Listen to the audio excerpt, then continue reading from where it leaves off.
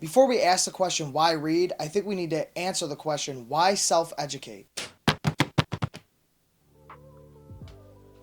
Luckily, in the 21st century, self-education has never been easier. You could watch documentaries, you could read books, you could listen to podcasts, and you could even listen to books. Let's take a trip down memory lane and talk about education historically. Literacy is something we take for granted greatly. It has not been this easily available to the masses. At one point in time in our human history, it was reserved for upper class only. Keeping on track with the history, why is education so important, and why is an educated populace so important? Education leads to empowerment, and when a person is empowered, they are less likely to be manipulated. When you take this empowerment and you spread it through a mass of people, this mass of people are less likely to fall victim to tyrannical ideology because of a beautiful thing called critical thinking. Now let's talk about my personal beliefs towards self-education. With self-education, you are going to obtain knowledge.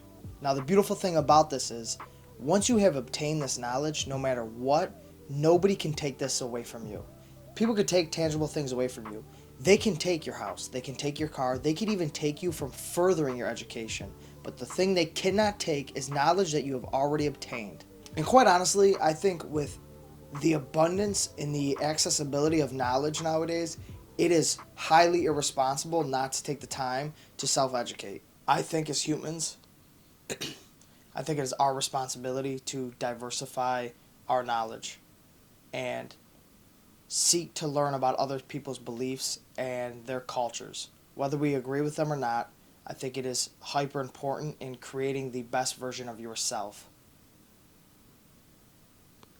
So that is why I think self-education and why read is an important prompt, because it is the essence of moving forward and taking steps towards the future as humans. So remember, sometimes put that fucking phone down and pick up a book or read an article or listen to a podcast or anything that's educational. Never stop searching to learn.